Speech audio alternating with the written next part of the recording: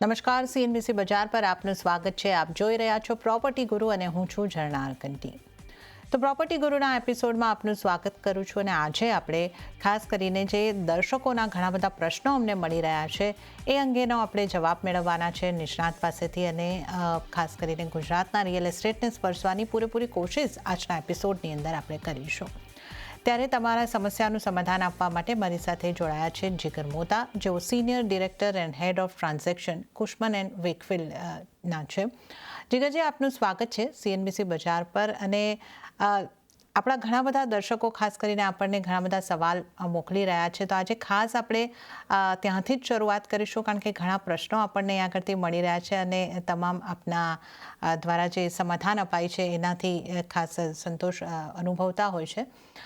ત્યારે પહેલો જે સવાલ અહીં આગળથી આવ્યો છે શિવમનો આવ્યો છે. એમણે આપણને ઈમેલ કર્યો છે અને એમણે ઈમેલમાં જણાવ્યું છે કે એમણે રૂંગટા ઇન્ડસ્ટ્રીયલ પાર્ક પલસાણા સુરતમાં પ્લોટ લીધેલો છે અને હવે એમને કન્સ્ટ્રક્શન કરવાનો ત્યાં આગળ વિચાર છે. તો એમનો સવાલ છે કે અત્યારે મારે ત્યાં કન્સ્ટ્રક્શન કરાવવું જોઈએ કે નહીં, અને જો એ કન્સ્ટ્રક્શન કરાવવું તો રેન્ટલ ઇન્કમ પર સ્ક્વેર ફીટ કેટલી મળી શકે, ભવિષ્યમાં સુરતમાં ટેક્સટાઇલ માર્કેટ કેવું રહેશે, આ અંગેનો એમનો સવાલ છે. એટલે આ લાગી રહ્યું છે કે એ અહીંયા આગળ જેમણે પ્લોટ લીધો છે ત્યાં એક પ્રોપર્ટી બનાવીને ટેક્સટાઇલ રિલેટેડ રેન્ટ કરવા માંગે છે એવું લાગી રહ્યું છે. કઈ રીતે આપણે અહીંયા આગળથી શિવમને સલાહ આપીશું, જીગરજી?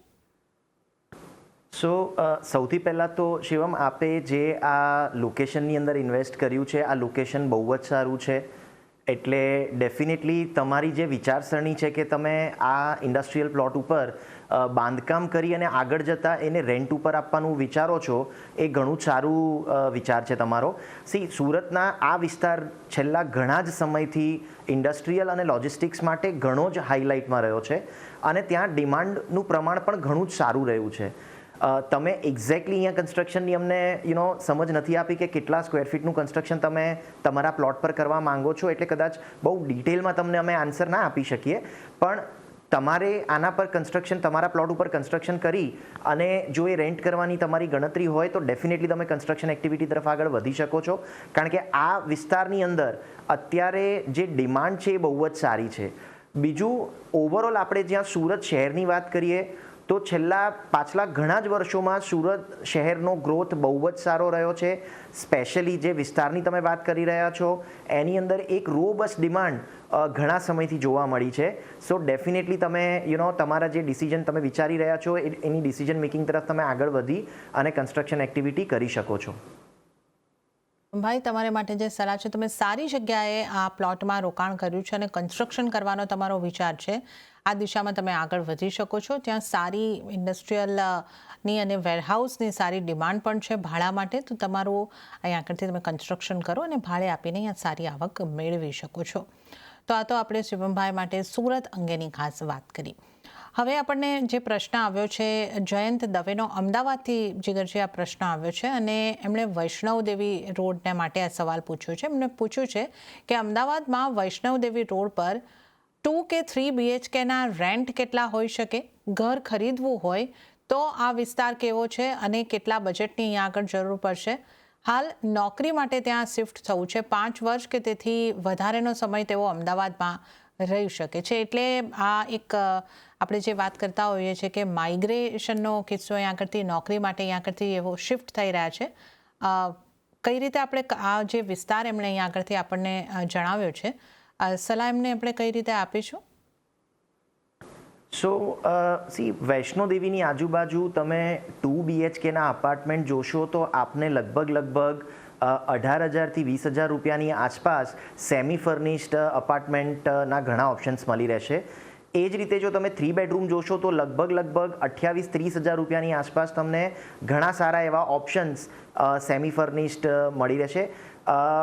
ટિપિકલી જો તમે પરચેઝની વાત કરતા હો તો આ વિસ્તારમાં 2 BHK માટે તમારે લગભગ 50 થી 60 લાખ રૂપિયાનું બજેટ રાખવું પડશે અને 3 BHK માટે લગભગ 80 લાખથી 1 કરોડ રૂપિયાનું બજેટ પકડીને ચાલવું પડશે. પણ આમાં જસ્ટ એક ક્લેરિટી આપને કરવા માંગુ કે આ જે આપણે 3 BHKની વાત કરી રહ્યા છીએ આ કોમ્પેક્ટ સાઇઝના 3 BHK છે, કારણ કે જણાબેન આ વિસ્તારમાં અલગ અલગ પ્રકારની બહુ જ બધી ઇન્વેન્ટરી અત્યારે આકાર પામી રહી છે. સો જસ્ટ ફોર અ ક્લારિફિકેશન કે તમે એક લક્ઝરી સેગમેન્ટને એની સાથે મિક્સ ના કરો. જે કોમ્પેક્ટ સાઇઝના 3 BHK છે એ તમને લગભગ 80 લાખથી 1 કરોડની આસપાસના બજેટમાં સારા એવા ઓપ્શન્સ આ વિસ્તારમાં મળી શકશે. ઓકે, તો વૈષ્ણવદેવી રોડ ઉપર અહીંયા આગળથી જે આપણે અહીંયા આગળથી વાત કરી તો ભાડાના પણ અહીં તમને આઈડિયા આપ્યો છે અને ખરીદવાના માટે જો તમે પોતાનું ઘર ખરીદવાનું વિચારો છો તો એની પણ એક વાત કરી છે. તો 2 BHK 50થી 60 લાખ, 3 BHK કોમ્પેક્ટ 85 લાખથી 1 કરોડ અને ભાડાની પણ જો આપણે વાત કરીએ તો 18,000થી લઈને 20,000નું ભાડું તમને 2 BHKનું અહીંયા આગળથી આવી શકે છે. 3 BHK માટે અહીંયા આગળ હજી વધારે ભાડું તમને 30,000 સુધી જઈ શકે છે. તો આ તમારે માટે જયંતજી એક સલાહ બની રહી છે. પણ જીગરભાઈ, આ જે સવાલ છે જયંતભાઈનો, 5 વર્ષ એમને ત્યાં રોકાવું હોય તો એમને આપણે શું કહેવું જોઈએ? અમદાવાદમાં એમને ભાડેથી ઘર લેવું જોઈએ કે પછી આ વિસ્તાર સારો છે અને પોતાનું ઘર પણ ખરીદવાનું વિચારી શકે? જો 5 વર્ષમાં એમને વેચવું પણ હોય તો ખરીદવું જોઈએ કે ભાડે જ રહેવું જોઈએ? સો ડેફિનેટલી જો તમારો અગર આ 5 વર્ષ પછીનો કોઈ ઈરાદો હોય કે કદાચ તમે તમારો સ્ટે અહીંયા એક્સટેન્ડ કરી શકો છો અને લગભગ તમારું જો 8-10 વર્ષ સુધીનો કોઈ પ્લાન હોય કે ડેફિનેટલી તમે જો એ પ્લાન એવો રાખતા હો કે તમે 8-10 વર્ષ પણ અહીંયા કદાચ રહી શકો છો તો ચોક્કસપણે મારી તમને સલાહ ખરીદવાની રહેશે. પણ જો તમે શ્યોર હો કે તમે કદાચ 4-5 વર્ષથી વધારે અહીંયા નથી જ રહેવાના તો એ કેસની અંદર ડેફિનેટલી તમે કદાચ એક રેન્ટલ હાઉસિંગ માટે પણ તમારી પસંદગી ઉતારી શકો છો.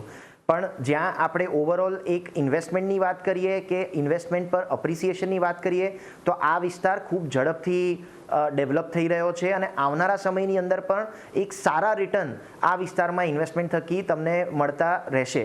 સો માની લો કે કદાચ તમારી પાસે એવી ફંડની વ્યવસ્થા હોય અને તમે પરચેઝ કરવાની દિશા તરફ પણ વિચારવા માંગતા હો તો તમે એ પણ વિચાર કરી અને આગળ વધી શકો છો, કારણ કે આવનારા સમયમાં ડેફિનેટલી તમને આ વિસ્તાર એક સારા એવા રિટર્ન્સ રિયલ એસ્ટેટની અંદર આપી જશે. જયંતભાઈ, તમારે માટે એક વધારે પ્રશ્ન અહીંયા આગળથી પણ અમે પૂછી લીધો છે કે જો તમારે 5 વર્ષથી વધારે રહેવાની કોઈક તમારો વિચાર હોય તો તમે અહીંયા આગળથી ઘર ખરીદો અને જો નહીં તો તમે એક રેન્ટલ હાઉસિંગ અંગે પણ વિચારી શકો છો. પણ વિસ્તાર સારો છે, તમારે ઘર ખરીદવું હોય તો આ વિસ્તારમાં ચોક્કસપણે પસંદગી ઉતારી શકો છો. આગળનો સવાલ લઈએ. વિરાજ મહેતાનો આ સવાલ અહીંયા આગળથી આવ્યો છે. અમદાવાદ વિશે જેમનો પણ સવાલ છે અને એ પૂછી રહ્યા છે કે અમદાવાદના પોશ વિસ્તારો કરતાં પણ ગિફ્ટ સિટીના ફ્લેટ મોંઘા છે, તો આનું શું કારણ અને શું આ વિસ્તારમાં એપ્રિસિએશન પણ આ રીતે વધારે જ મળી શકે? તો વિરાજભાઈને આપણે કઈ રીતે સલાહ આપીશું જીગરજી? સો સૌથી પહેલાં તો વિરાજભાઈ, ગિફ્ટ સિટી જે છે એ ઓર્ડિનરી રિયલ એસ્ટેટ પ્રોજેક્ટ નથી. સૌથી પહેલી લોકોમાં આ સમજણ આવવી બહુ જરૂરી છે. સૌથી પહેલી વાત કે ગિફ્ટ સિટી જે છે એના 2 મુખ્ય કારણો છે આ ડેવલપમેન્ટના. એક છે કે ભારતનું સૌથી પહેલું IFSC international financial services centre તેમજ ભારતની સૌથી પહેલી ગ્રીનફિલ્ડ સ્માર્ટ સિટી જે આકાર પામી રહી છે એ આ ગિફ્ટ સિટીની અંદર છે. હવે આ બંને મેજર કારણના લીધે ઓવરઓલ આ જે પ્રોજેક્ટ છે એ આખા ભારત વર્ષના દરેક પ્રોજેક્ટ કરતાં એક અલાયદો તરી આવે છે. આ પ્રોજેક્ટની અંદર ડેફિનેટલી આવનારા સમયની અંદર રિટર્ન્સ બહુ જ સારા બનશે, પણ આ એક પેશન્સ ગેમમાં તમારે રહેવું પડશે. ટ્રેડર્સ માટેની આ જગ્યા નથી. જો કોઈએ સ્પેસિફિકલી રિયલ એસ્ટેટ ટ્રેડિંગમાં રસ હોય તો ડેફિનેટલી એવા લોકોએ આવા પ્રોજેક્ટથી થોડુંક અળગા રહેવું જોઈએ. જો તમે as a long term investor આની અંદર બની રહેવા માંગતા હો તો આવનારા સમયની અંદર ડેફિનેટલી તમને સારા એવા રિટર્ન્સ આ પ્રોજેક્ટમાંથી મળશે, પણ એની માટે ડેફિનેટલી તમારે એક ધીરજ રાખવી પડશે, પેશન્સ રાખવી પડશે, કારણ કે આ જે પ્રોજેક્ટ છે એના બેનિફિટ્સ તમને બેકએન્ડ જોવા મળશે. આ પ્રકારના કોઈ પણ સ્પેશિયલાઇઝ પ્રોજેક્ટની અંદર તમે જ્યારે ઇન્વેસ્ટ કરો like ordinary real estate project તમને સીધા 1-2 વર્ષની અંદર એના બેનિફિટ્સ નથી દેખાતા, પણ આવનારા સમયની અંદર જેમ જેમ તમે ગિફ્ટ સિટીનો વિકાસ થતો જશે, વધારેમાં વધારે ઓક્યુપાયર્સ આ સિટીની અંદર ઓક્યુપાય કરશે, ત્યારે તમે એની અંદર એક અપવર્ડ મુવમેન્ટ સારી એવી વેલ્યુએશન તમારી અસેટની બનતી જોઈ શકશો. સો જો તમે ધીરજથી આની અંદર ઇન્વેસ્ટ કરવા માંગતા હો તો જ તમે ગિફ્ટ સિટીની અંદર ઇન્વેસ્ટમેન્ટની એક્ટિવિટી તરફ આગળ વધજો. આવનારા સમયની અંદર ગિફ્ટ સિટીનું ભવિષ્ય ઘણું જ ઉજળું છે. મહત્વાકાંક્ષી યોજના છે એની શરૂઆત થઈ ચૂકી છે, ઘણું બધું ડેવલપમેન્ટ ત્યાં થઈ ચૂક્યું છે, આગળ પણ ઘણા બધા ડેવલપમેન્ટ, ઘણી બધી કંપનીઓ ત્યાં આવશે, ઘણા બધા રેસિડન્ટ્સ પણ ત્યાં આવશે, તો થોડું ધીરજ રાખવી પડશે. આ એક જેને આપણે કહી શકીએ એક્સ્ટ્રા ઓર્ડિનરી પ્રોજેક્ટ છે, એની તમે જે રીતે જીગરજીએ સમજાવ્યું છે, એક ટ્રેડિંગ માઇન્ડ સાથે નહીં પણ ધીરજ રાખીને લાંબા ગાળા સુધી તમે આ રોકાણમાં રહેવાના હોય અથવા અહીંયા આગળ જો તમે રહેવા માટે પ્રોપર્ટી લેવાના હોય તો તમે અહીંયા આગળથી એક રોકાણ કરીને ચાલો. ચોક્કસપણે અહીંયા ગ્રોથ સારો છે, એપ્રિશિએશન પણ તમને લાંબા ગાળે સારું મળવાનું છે. ત્યારે જ આગળના સવાલ તરફ વધીએ, એ આવ્યો છે શિવાનીબેન વાઘેલાનો. હવે શિવાનીબેને લખ્યું છે કે શેલા અને આસપાસના વિસ્તારમાં ઘણા બધા ખાલી ફ્લેટ આપણે જ્યારે તે વિસ્તારમાંથી પસાર થતા હોઈએ છીએ તો આપણે જોઈ શકીએ છીએ, પણ જ્યારે ડેવલપર્સનો સંપર્ક કરીએ છીએ અને કોઈક ડિસ્કાઉન્ટની વાત કરીએ છીએ તો ડેવલપર્સ ભાવ નથી ઘટાડતા. હવે એમનું અહીં આગળથી કહેવું છે કે એટલે ડેવલપર્સનું કહેવું છે કે મોટાભાગના ફ્લેટ જે છે એ વેચાઈ ચૂક્યા છે. તો શું આ સાચું છે? આટલા બધા ઘર ખાલી હોવા છતાં ઘરોની કિંમત કેમ ઘટી નથી રહી? હવે આ સવાલ જીગરજી ઘણા બધાને હશે. દેખાય તો છે આપણને કે ઘણા ઘર બની ચૂક્યા છે, ખાલી છે, પણ જ્યારે આપણે ખરીદવા જઈએ તો કોઈ અહીંયા આગળથી આપણને કોઈ ડિસ્કાઉન્ટ કે એ રીતનું કોઈ આપણને કિંમતોમાં ઘટાડો નથી જોવા મળતો. તો કઈ રીતે અહીંયાની સ્થિતિ તમે જોઈ રહ્યા છો? સો શિવાનીબેન, સૌથી પહેલાં તો thank you for asking this question, કારણ કે જેમ ઝરણાબેને કહ્યું, આ પ્રશ્ન કદાચ આજે અમદાવાદના બહુ મોટા લોકો માટે આ એક મોટો પ્રશ્ન હશે. અને ઘણા બધા કેસની અંદર લોકોને એવું લાગતું હોય છે કે ઘણા બધા અપાર્ટમેન્ટ ખાલી છે અને તેમ છતાં પણ રિયલ એસ્ટેટની અંદર ક્યાંય પણ પ્રાઇસ કરેક્શન જોવા નથી મળતું. સો આની માટે છે ને એક આપણે નાના કન્સેપ્ટની વાત કરીએ રિયલ એસ્ટેટમાં, જેને કહેવાય છે અનસોલ્ડ ઇન્વેન્ટરી. હવે અનસોલ્ડ ઇન્વેન્ટરી આપણે કોને ગણવી? ઘણી વખત એઝ અ લેમેન આપણે રસ્તા પરથી જોતા હોઈએ છીએ કે કોઈક અપાર્ટમેન્ટ જે છે અથવા અપાર્ટમેન્ટ કોમ્પ્લેક્સ છે એ બની ગયું છે અને એની અંદર ઘણા બધા અપાર્ટમેન્ટ ખાલી પણ હોઈ શકે છે, પણ તો પણ જે તમે જણાવ્યું એ પ્રમાણે ડેવલપર્સ એમાં ભાવમાં કોઈ કરેક્શન નથી કરતા, કોઈ વધારે નેગોશિએટ નથી કરતું. પણ તમે આ જ્યારે અનસોલ્ડ ઇન્વેન્ટરીની વાત કરો ત્યારે કોઈ પણ અનસોલ્ડ ઇન્વેન્ટરી કોઈ પણ પ્રોજેક્ટની ત્યારે ગણાય જ્યારે એ પ્રોજેક્ટનું બીયુ આવી જાય કે ઓસી આવી જાય. એ ઓસી આવ્યા પછી જે અપાર્ટમેન્ટ વેચાયા વગરના વણ વેચાયેલા પડ્યા રહ્યા હોય એને તમે અનસોલ્ડ ઇન્વેન્ટરીમાં ગણી શકો. ઘણા બધા કિસ્સાની અંદર આપણે જ્યારે અમુક રિસર્ચ રિપોર્ટ્સ જોતા હોઈએ છીએ એની અંદર એક અનસોલ્ડ ઇન્વેન્ટરી માટે એક બહુ વિચિત્ર દ્રશ્ય આપવામાં આવે છે લેમેનને, કે જેના કારણે લેમેનને હંમેશા એવી અન્ડરસ્ટેન્ડિંગ રહેતી હોય છે કે જ્યારે પણ તમે કોઈ પણ ખાલી બિલ્ડિંગ જુઓ અને ત્યાં કોઈ પણ અપાર્ટમેન્ટમાં કોઈ રહેવા ના આવ્યું હોય તો એને તમારે અનસોલ્ડ ઇન્વેન્ટરીમાં ગણી લેવું, પણ એવું જનરલી હોતું નથી. આ અપાર્ટમેન્ટ્સ ઘણા બધા કિસ્સાઓની અંદર ઇન્વેસ્ટર્સને કે ઘણા બધા એન્ડ યુઝર્સને પણ વેચવામાં આવ્યા હોય છે. કેટલાક કિસ્સાની અંદર એન્ડ યુઝર્સ કોઈક બીજા વિસ્તારમાંથી આ વિસ્તારમાં ફ્યુચરની અંદર આવવાના હોય છે, પણ ડેફિનેટલી એક એડેડ એડવાન્ટેજ તરીકે ઘણા બધા એક પાસની અંદર જ સારા પ્રાઇસ ઉપર એન્ટ્રી લઈ લેતા હોય છે. સો ડેફિનેટલી તમારો જે પ્રશ્ન છે એ બહુ જ રિલેવન્ટ છે કે સામાન્ય માણસને હંમેશા એવું લાગ્યા કરતું હોય છે કે આની અંદર અનસોલ્ડ ઇન્વેન્ટરી બહુ જ વધારે છે પ્રોજેક્ટ્સમાં, પણ ક્યાંય નેગોશિએશન મળતું નથી, એક સારો ભાવ મળતો નથી. પણ ગ્રાઉન્ડ ઉપર હકીકત ડેફિનેટલી અલગ હોય છે. સો એ કિસ્સાની અંદર આપણે ડેફિનેટલી તમને જે પણ પ્રોજેક્ટમાં તમને રસ હોય તમારે એ ડેવલપર સાથે અથવા એમની સેલ્સ ટીમ સાથે એક ડિટેલ્ડ કોન્વર્ઝેશન કરવું પડશે અને સમજવું પડશે કે જેન્યુઅનલી એમની પાસે અનસોલ્ડ ઇન્વેન્ટરી વધારે છે કે નથી. અને એના પછી તમે પોતે તાગ મેળવી શકશો કે ઘણા બધા કિસ્સાની અંદર ઘણી બધી ઇન્વેન્ટરી જે હોય છે ડેવલપરની વેચાઈ ગયેલી હોય છે, પણ એ ક્યાંય પણ અવેલેબલ હોતી નથી એમની પોતાની પાસે. સો ડેફિનેટલી આવનારા સમયની અંદરથી આમાં નેગોશિએશનનું આગળ વાત કરતાં તમને જસ્ટ એક ટૂલની હું વાત કરું કે આમાં તમે કેવી રીતે તમારી માટે એક બેસ્ટ ડીલ નેગોશિએટ કરી શકો છો. તો ડેફિનેટલી ભાવને પકડી રાખવા કરતાં એના સિવાયના અમુક બેનિફિટ્સ હોય છે, તમે એની વાત કરી શકો છો અને એના એ બેનિફિટ્સ જે છે એનો લાભ લઈ અને જો તમારે ઘર ખરીદવું હોય તો એ ડિસિઝન મેકિંગમાં તમે આગળ વધી શકો છો.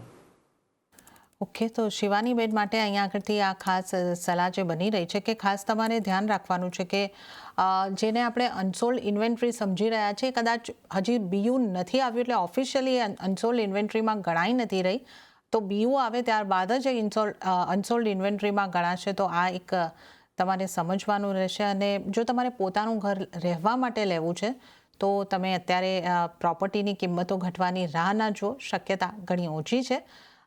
તો આપણે અહીંયા આગળથી તમારા માટે જે વાત કરી, ઘર ખરીદવું હોય તો તમે કિંમતો ઓછી થવાની આશા રાખ્યા વગર તમારે અહીંયા આગળથી આગળ વધવું પડશે. દર્શકોના સવાલ તરફ આગળ વધે. આગળનો સવાલ જે આવ્યો છે જીગરજી ભૂમિ પાસાવાલાનો છે, અને એમણે જણાવ્યું છે કે અમદાવાદથી છે અને તાજેતરમાં જ એમણે અમદાવાદમાં ફ્લેટ ખરીદ્યો છે. અને એવું કહી રહ્યા છે કે હાલમાં છાપાઓમાં અમુક આર્ટિકલ વાંચવા મળી રહ્યા છે કે રો મટીરિયલની કિંમત વધી છે, એટલે હવે જૂન 2026 સુધીમાં ઘરોની કિંમતો વધશે. તો એમનો સવાલ એ છે કે શું રીસેલ ફ્લેટોની કિંમતો પણ વધશે કે માત્ર નવા ઘર છે તેની જ કિંમતો વધશે? કઈ રીતે એમને રીસેલના કિંમતો વધશે કે નહીં એ ખાસ અહીંયા આગળથી પૂછ્યું છે ભૂમિબેને. તો જીગરજી, ભૂમિબેનને આપણે કઈ રીતે સલાહ આપીશું? સો ભૂમિબેન, આપણા ઇન્ડિયન રિયલ એસ્ટેટ માર્કેટમાં એક છે ને નિયમ હોય છે કે કોઈ પણ રિયલ એસ્ટેટની અસેટ જ્યારે વેચવા માટે માર્કેટમાં કોઈ પણ વેચવા માંગતો હોય, આજે તમે વેચવા માંગતા હો કે હું વેચવા માંગતો હોઉં, બધાનું એક માઇન્ડસેટ બહુ સિમ્પલ હોય છે કે તમારા કેમ્પસમાં અથવા તમારા માઇક્રો માર્કેટમાં જે સૌથી છેલ્લું ટ્રાન્ઝેક્શન થયું હોય અને એની જે પ્રાઇસ હોય, ઇરિલેવન્ટ ઓફ કે તમે એ પ્રોપર્ટી કેટલામાં ખરીદી છે, પણ જે ભાવે છેલ્લો સોદો પડ્યો હોય, કાં તો એ ભાવ અને કાં તો એનાથી વધારેનો ભાવ મેચ થવો જોઈએ. આ જનરલી એક બહુ સિમ્પલ માનસિકતા હોય છે. તમને એક બીજું વાત જણાવું તો બીજા કોઈ પણ માર્કેટ કરતાં રિયલ એસ્ટેટના માર્કેટની અંદર જે એક ડિમાન્ડ સપ્લાયની ઇમ્પેક્ટ આવતી હોય છે એ હંમેશા થોડીક પાછલા સ્ટેજ ઉપર આવતી હોય છે, તરત એની ઇમ્પેક્ટ દેખાતી નથી. સો એ જ રીતે જો તમારા પ્રશ્નનો હું જવાબ આપતા કહું તો ડેફિનેટલી જ્યાં કદાચ ભાવોમાં જીઓપોલિટિકલ રીઝનના કારણે જો જૂન મહિના પછી કે આગળ જતાં ક્યારે પણ ભવિષ્યમાં અંડર કન્સ્ટ્રક્શન બિલ્ડિંગની અંદર જો ભાવનો વધારો થશે તો એની ડેફિનેટલી ઇવેન્ચ્યુઅલી એક સીધી ઇમ્પેક્ટ રીસેલના અપાર્ટમેન્ટ પર પણ આવશે. કારણ કે જો અંડર કન્સ્ટ્રક્શન અપાર્ટમેન્ટ્સ મોંઘા વેચાતા હશે તો એની કમ્પેરની અંદર જે રીસેલના અપાર્ટમેન્ટ હશે ત્યાં ક્યાંક ને ક્યાંક જે સેલર્સ હશે એમનું માઇન્ડસેટ એક વધારે નફો મેળવી લેવાનું અથવા વધારે પૈસા કમાવી લેવાનું બની શકે છે. સો ડેફિનેટલી આવનારા સમયની અંદર જો અંડર કન્સ્ટ્રક્શન પ્રોપર્ટીના ભાવ વધશે તો એની એક પોઝિટિવ ઇમ્પેક્ટ આપણે રીસેલના અપાર્ટમેન્ટ પર પણ જોઈ શકીશું.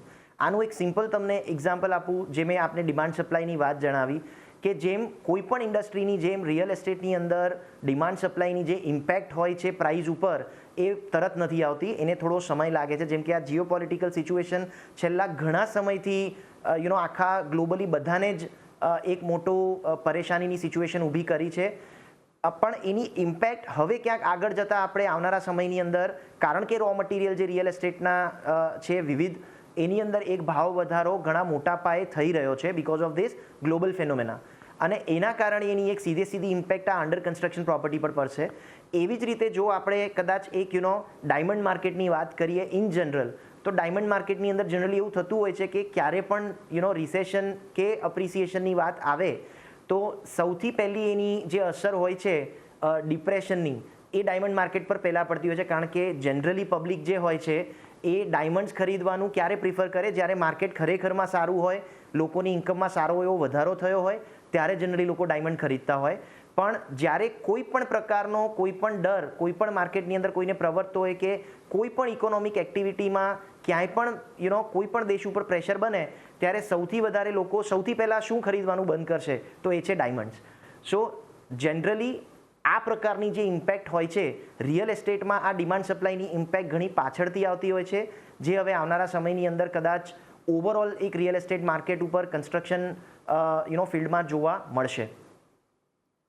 ઓકે, તો આપણે અહીંયા આગળથી જે ખાસ કરીને વાત કરી કે જીઓપોલિટિકલ ટેન્શન્સ, અને આની આપણે ખાસી ઇન ડિટેલમાં ચર્ચા કરી છે કે જે ગેસની સપ્લાયની ઉપર ઇમ્પેક્ટ આવી, એને કારણે આપણે જોયું કે ટાઇલ્સ અને એ બધાને લઈને ઇમ્પેક્ટ આવી, મોરબીની ઇન્ડસ્ટ્રી પર ઇમ્પેક્ટ આવી. રિયલ એસ્ટેટને અહીંયા આગળથી જે બાંધકામ ખર્ચ છે તો ચોક્કસપણે વધી રહ્યો છે, અને એની ઇમ્પેક્ટ તો ક્યાંક ને ક્યાંક રિયલ એસ્ટેટમાં હવે અહીંયા આગળથી આ ઇમ્પેક્ટ આવતી આપણને જોવા મળી શકે છે. જીગરજી, પણ આ બધાની વચ્ચે અમદાવાદ ક્રેડાઈ એનો એક અત્યારે આપણે જે રીતે જોયું તો એમણે એક નિર્ણય લીધો છે કે જૂન અંત સુધીમાં એ પ્રોપર્ટીની કિંમતો નહીં વધારે. તો આ અંગે પણ અમને થોડી વધારે માહિતી આપો. જે ખર્ચ વધી રહ્યો છે, બાંધકામ ખર્ચ, એ તો આપણને દેખાઈ રહ્યું છે. તો આ નિર્ણયને તમે કઈ રીતે જોઈ રહ્યા છો? અને જો પ્રોપર્ટીની કિંમતો 30 જૂન પછી, એટલે હવે આપણે એકાદ મહિનાની હજી વાર છે, તો કેટલી વધી શકે? કઈ રીતની સ્થિતિ તમે જોઈ રહ્યા છો?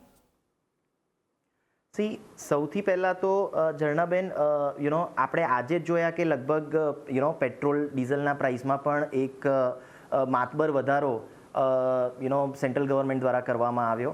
હવે ડેફિનેટલી જ્યાં પેટ્રોલ ડીઝલના ભાવ વધશે ત્યાં બધાને ખબર છે કે ઇવેન્ચ્યુઅલી એને સંલગ્ન દરેક વસ્તુના ભાવની અંદર વધારો આવનારા સમયની અંદર આપણે જોઈ શકીશું.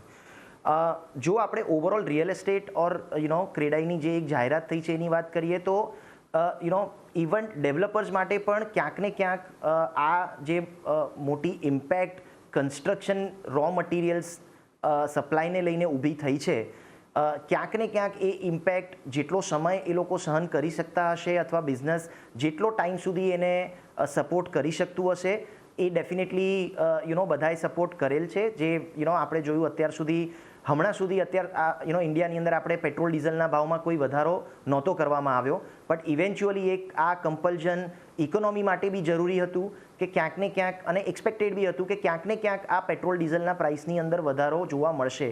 એ જ રીતે કન્સ્ટ્રક્શનમાં રો મટીરિયલના ભાવ વધવાના કારણે એ વધારો ક્યાંક ને ક્યાંક આવનારા સમયની અંદર આપણે અંડર કન્સ્ટ્રક્શન પ્રોજેક્ટમાં પણ આવતો જોઈ શકીશું. કારણ કે આ ક્યાંક ને ક્યાંક જે ભાવ વધારો છે એક સમયથી વધારે સહન કરવો કોઈ માટે પણ ફિઝિબલ કે પોસિબલ ના થાય. એટલે ડેફિનેટલી આવનારા સમયની અંદર કદાચ એની એક ઇમ્પેક્ટ આપણે રિયલ એસ્ટેટના પ્રાઇસ ઉપર પડતી જોઈ શકીશું. પણ નંદલેસ કદાચ જુલાઈ 30 સુધીનો જે આ સમય છે એને આપણે એક સારું ઓપોર્ચ્યુનિટી ગણી શકીએ. જે લોકોએ પોતાના અપાર્ટમેન્ટ કે ઓફિસ લેવાની કોઈ પણ ગણતરી હોય તો એ લોકો ડેફિનેટલી આ સમયની અંદર કદાચ એમનું એ ડિસિઝન મેકિંગ લેવા તરફ આગળ વધી શકે છે. કારણ કે ઇવેન્ચ્યુઅલી અત્યારે બહુ નજીકના ભવિષ્યમાં આ જીઓપોલિટિકલ સિચ્યુએશન 100% સેટલ થતી તો નથી દેખાઈ રહી. જીઓપોલિટિકલ ટેન્શન જે છે વધી રહ્યા છે અને આપણે જે રીતે જોઈ રહ્યા છે કે તમામ વસ્તુઓ મોંઘી થઈ રહી છે, મોંઘવારી વધતી આપણને પેટ્રોલ ડીઝલ હોય એમાં પણ અહીંયા આગળથી દેખાઈ રહી છે, અને અન્ય સ્થળોએ પણ આપણને અહીંયા બાંધકામ ખર્ચ ચોક્કસપણે વધી રહ્યો છે. તો ઘરોની બાંધકામ ખર્ચ વધી રહ્યો છે તો ઇમ્પેક્ટ તો આવવાની છે કિંમતોમાં પણ. તો આ 2 મહિનાનો સમય જે અમદાવાદ ક્રેડાઈ દ્વારા અહીંયા આગળથી મળ્યો છે એમની એક ઓપોર્ચ્યુનિટી તરીકે તમે ઉપયોગ કરી શકો છો જો તમારે ઘર ખરીદવું હોય તો. ત્યારે જ જીગરજી, આપનો આભાર કે આપ અમારી સાથે જોડાયા અને આજે આપણે ઘણા બધા દર્શકોના ઘણા બધા પ્રશ્નોનું સમાધાન કર્યું. આપનો ખૂબ ખૂબ આભાર અમારી સાથે આ શો ઉપર જોડાવા બદલ. અને ત્યારે જ આપને ફરી એક વખત જણાવી દઈએ કે આપના પણ કોઈ રિયલ એસ્ટેટને લગતા, ઘરના ખરીદ વેચાણને લગતા કોઈ પણ સવાલ હોય અમને ડિટેલમાં લખી મોકલાવો. અમારું ઈમેલ એડ્રેસ છે propertyguru@nw18.com. આપનો વિસ્તાર, લોકેશન કે આપની કોઈ લીગલ સમસ્યા હોય તો એ ડિટેલમાં લખવાનું ભૂલશો નહીં. તો આ સાથે જ હાલ પ્રોપર્ટી ગુરુના એપિસોડમાં આટલું જ. હાલ મને આપશો રજા, પણ વધુ અપડેટ અને સમાચારો માટે આપ જોતા રહો CNBC બજાર. નમસ્કાર.